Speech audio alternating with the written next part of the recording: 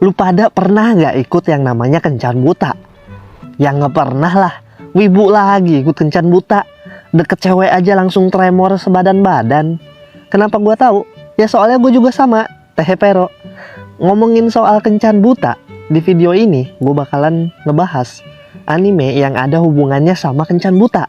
Jadi ada 3 cowok anak kuliahan namanya Tokiwa, Hagi, dan Asagi. Nah, mereka bertiga itu baru pertama kali nih ikut yang namanya kencan buta. Tapi pas mereka udah datang ke tempat janjiannya, yang ada malah 3 cowok ganteng. Bingung lah mereka. Soalnya mereka kan datang pengen kencan buta sama cewek. Tapi kok yang ada malah 3 cowok ganteng. Tapi ternyata 3 cowok ganteng itu sebenarnya cewek yang lagi cross dress karena mereka kerja di cafe yang temanya cross dress gitu. 3 cewek yang cross dress itu namanya Suo, Kohaku, dan Fuji. Terus kencan mereka pun dimulai. Mereka mulai bersenang-senang, karaokean, terus main ke game center. Ya walaupun aneh awalnya, tapi karena udah terlanjur, ya mereka cuma bisa ngikutin suasana aja. Itulah yang terjadi di anime Goukon ni Itara Onaga Inakata Hanashi. Pas gue nonton anime ini ya, gue ngerasa minder banget sih. Soalnya Suo, Kohaku, sama Fuji itu emang ganteng banget, ikemen. Padahal mereka cewek. Silau banget lah pokoknya mereka bertiga ini. Tapi wujud cewek mereka juga cantik banget. Gue sih suka banget sama Suo. Soalnya gue suka gaya rambutnya yang cocok banget sama dia. Tokiwa, Hagi, sama Asagi juga ngerasain hal yang sama.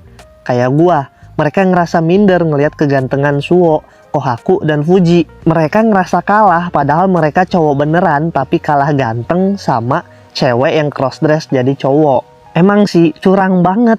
Gue sebagai laki-laki tuh ngerasa terkalahkan gitu. Ini dia cewek tapi malah ganteng, udah gitu cantik juga, kan licik ya. Curang banget. Pas gue ngeliat adegan romance di anime ini ya, itu kayak lagi ngeliat adegan BL, jeruk makan jeruk. Soalnya Suo, Kohaku, sama Fuji itu sepanjang episode animenya sering banget cross dress dan jarang banget nampilin wujud ceweknya. Bahkan si Suo ke kampus aja dia kadang cross dress juga, supaya pulang kampus dia langsung ke tempat kerjanya tanpa kudu ganti baju dulu. Makanya di kampus Suo itu jadi perbincangan banyak orang, terutama cewek-cewek yang tergila-gila sama kegantengan Suo. Sampai si Suo ini dijuluki Prince sama cewek-cewek ini. Tapi cewek-cewek ini nggak tahu kalau Prince itu sebenarnya cewek, bukan cowok. Sebenarnya perkembangan romansa mereka berenam itu agak lambat ya. Sampai akhir animenya pun belum ada yang benar-benar pacaran. Tapi gue lumayan suka sama adegan romance mereka yang tipis-tipis. Suo itu dari awal emang udah ngincer Tokiwa. Tapi Tokiwa ini kurang peka orangnya.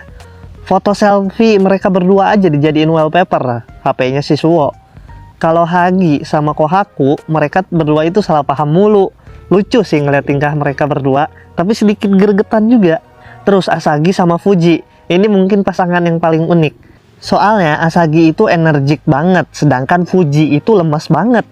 Asagi ini karakternya kocak sih, dia polos banget. Udah kayak anak anjing yang nurutin apa aja kata tuannya. Jadi si Fuji ini kan punya hobi ngebuat doujin BL. Tapi karena takut kalau Asagi bakalan shock kalau tahu Fuji ngebuat doujin BL, makanya Fuji bilang ke Asagi kalau dia itu ngebuat manga laga romansa atau battle romance. Bener sih emang battle romance, ada adegan saling beradu pedang, tapi pedang yang diadu itu bukan pedang yang sesungguhnya. Lu ngerti kan maksud gua?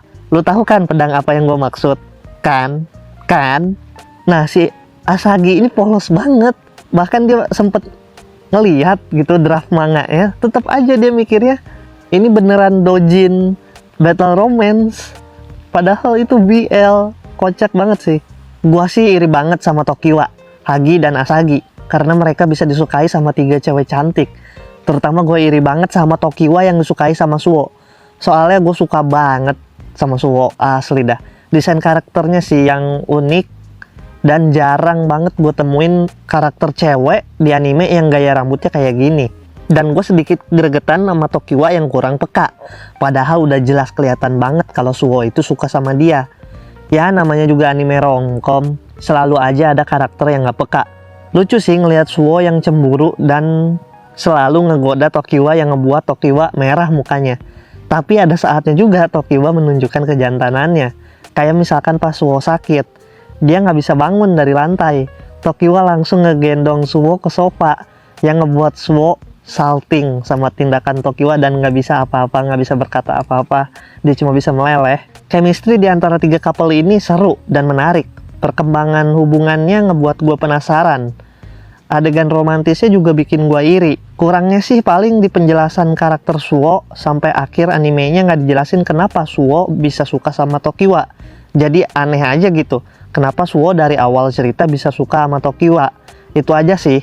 Selebihnya anime ini lumayan bagus menurut gue. Soalnya konsepnya yang menarik. Tapi kalau lu mau nyari anime romance yang lebih aneh lagi, dimana ada kaisar yang suka sama anak kecil, klik di sini.